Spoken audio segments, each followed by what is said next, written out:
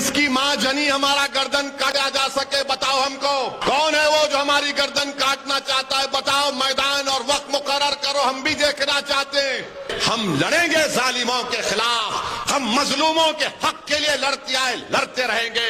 हम नौजवानों के रोशन मुस्तकबिल के लिए लड़ते आए, लड़ते रहेंगे। हम अपनी माँ और बहनों के चेहरों पर मुस्कुराहट देखना चाहते हैं, इलेक्शन लड़ेंगे। हम अपने घरों में अपनी बेटियों की हंसी की आवाज सुनना चाहते हैं, लड़ेंगे। हम नौजवानों के हौसलों को बुलंद रखना चाहते हैं, इलेक्शन लड़ेंगे। हम अपनी आवाज को असेंबली में पहुंचाना चाहते हैं, लड़ेंगे। हम पार्लियामेंट में अपनी आवाज को पहुंचाना चाहते हैं, लड़ेंगे। हम भारत में अपना जायज मुकाम हासिल करना चाहते हैं, इलेक्शन लड़ेंगे। मस्जिदों की हिफाजत करेंगे, इलेक्शन लड़ेंगे। शरीयत को बचाएंगे, इलेक्शन लड़ेंगे। अरे हम अपना हक में लेके लड़ेंगे। लड़ने से हक मिलता है, कोई कमजोर रहेगा तो हक नहीं मिलता उसको। ये अजीब बात है कि मेघालय में अब इलेक्शन हुआ तो वहां पर बीजेपी का लीडर कहता है कि मेघालय में बीफ बैन नहीं होगा, मगर महाराष्ट्र में बीफ बैन है। गोवा में बीफ बैन नहीं है, मगर महाराष्ट्र में बीफ बैन है। शायद वहां पर मेघालय में मम्मी बोलते, यहां पर मां बोलते हैं। मेघालय का बीजेपी का सदर बोलता नहीं, यहां पर हम नहीं लगाएंगे, यहां पर खाएंगे। जब वहां पर खा सकते, गोवा में खा सकते, तो फिर सब जगह खाना चाहिए ना। हम ये मुतालबा करते हैं कि नरेंद्र मोदी, अगर आप वाकई में 56 इंच का सीना है तो चीन को चप्पल से नहीं बल्कि गोलियों से मार कर निकालो भारत की सरजमीन से, अगर 56 इंच का सीना है तो। बीजेपी और आरएसएस के लोग तो हिंदू राष्ट्र की बात करते हैं, मगर ये पहलवानों के जबान से चीन नहीं निकलता, टाई टाई हो जाती है इनकी। और भारत के वजीर आजम जब इंडोनेशिया में G20 का इजलास होता है तो 56 इंच का सीना रखने वाला वजीर आजम, 130 करोड़ जनता का वजीर आजम अपनी कुर्सी से उठकर पलटकर जाकर चीन के सदर से मिलता है, हेलो हाउ आर यू। और ये तमाम संघ परिवार के चमचे, मोदी के अंधभक्त, जब उनसे कहा जाता है कि देखो ये देश का प्रधानमंत्री उठकर चीन से मिल रहा है, तो बोले क्या करना चाहिए था, फिर हक नहीं मिला है। हर धर्म संसद में गाली मुसलमानों को, गाली इस्लाम को, गाली हमारे माँ और बहनों को। और तो और एक बाबा हैं जो नाक से सांस लेना सिखाते हैं और अपने पेट को गोल गोल फिराते हैं और मंजन बेचते हैं, टूथपेस्ट बेचते हैं। वो राजस्थान में जहां पर कांग्रेस की सरकार थी, वहां पर जाकर का मुसलमान नमाज भी पढ़ता मगर ऐसा भी करता।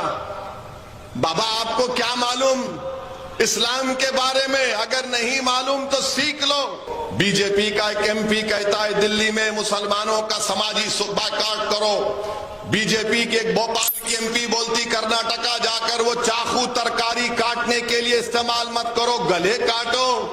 भारत के प्रधानमंत्री आपके एमपी बोल रहे हैं कितनों को काटेंगे? क्या आप गले काटना चाह रहे? कितनों को काटेंगे बताओ आप? और आप ये समझ रहे हैं कि मुर्गी के बच्चे हैं, अपनी गर्दन को पेश कर देंगे चाकू के सामने। किसकी माँ जनी हमारा गर्दन काटा जा सके, बताओ हमको। कौन है वो जो हमारी गर्दन काटना चाहता है, बताओ। मैदान और वक्त मुकर्रर करो, हम भी देखना चाहते हैं। और याद रखो, अगर तुम मुझे कार्ड भी दोगे तो मैं अल्लाह के नाम पर शहादत पाऊंगा, मैं मरूंगा नहीं, जिंदा रहूंगा। मैंने जुनैद और नसीर को कहा कि शहीद है, जिंदा है, इनको मुर्दा नहीं कहा जा सकता। तो मीडिया में जो 6 बजे और 9 बजे बैठकर मोदी को अपने पप्पा कहते हैं, उन्होंने बड़ी तकलीफ हुई कि जुनैद और नसीर को वैसी शहीद कह रहा है। हाँ शहीद है, जिंदा है, उनको अल्लाह गिज़ा देता, तुमको नहीं मालूम।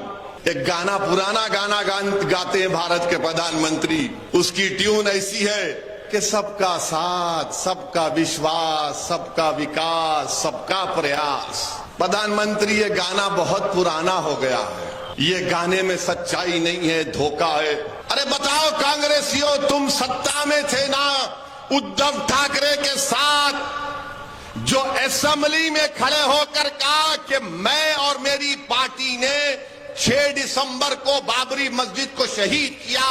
अगर कोई गयूर मुसलमान इस मजमे में बैठा है तो उसको इस बात जब सुन रहा है तो उसको तकलीफ होगी कि वो मुख्यमंत्री असेंबली में उठकर कहता है कांग्रेस उसकी वजीर है, राष्ट्रवादी उसके वजीर है, और कहता है कि हमारी पार्टी ने बाबरी मस्जिद को शहीद किया।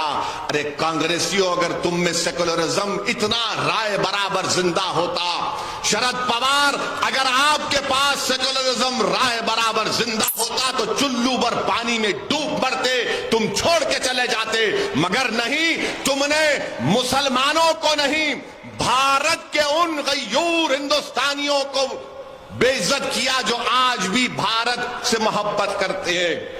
सत्ता में बैठा है चीफ मिनिस्टर, कहता है कि मैंने बाबरी मस्जिद को शहीद किया, हमारी पार्टी ने। मेरी जिंदगी मेरी नाकामियों पर बनी है। मैं यहां तक पहुंचा हूं तो अपनी नाकामियों की वजह से पहुंचा हूं, कामयाबियों की वजह से नहीं पहुंचा हूं। क्योंकि मेरा मानना यह है कि इंसान की, बल्कि मुझ जैसे गुनाहगार मुसलमान की कामयाबी उस दिन होगी जब हशर का मैदान होगा, जब तुम्हारे और मेरे अमाल का फैसला रब्बे करीम करेगा। जो राय बराबर नेकी करेगा उसके सीधे हाथ में नामा अमल दिया जाएगा, जो बदकिस्मत होगा उसके बाएं हाथ में दिया जाएगा। बल्कि मेरा मानना यह है कि मेरे पास कोई नेकियां नहीं है। अगर अल्लाह मुझे बख्शेगा जो गफूर रहीम है तो रसूलुल्लाह सल्लल्लाहु अलैहि वसल्लम की शिफात मुझे बख्शाएगी, मेरे अमाल मुझे नहीं बख्शाएगी। और जो लोग इल्जाम लगाते हैं मुझ पर, मैं तुमको अल्लाह के हवाले करता हूं, लगाओ कितना इल्जाम लगाते, तुम जिंदगी भर लगाओ मुझ पर इल्जाम, मगर मेरे कदम डगमगाने वाले नहीं है। इलेक्शन लड़ूंगा, एक लड़ूंगा, हारूंगा, फिर लड़ूंगा। जिंदगी की जब तक अल्लाह जिंदगी में इन सांसों को बरकरार रखेगा, मंजलिस का सिपाही जब तक अल्लाह रखेगा, मैं इलेक्शन लड़ूंगा, मेरे साथी इलेक्शन लड़ेंगे।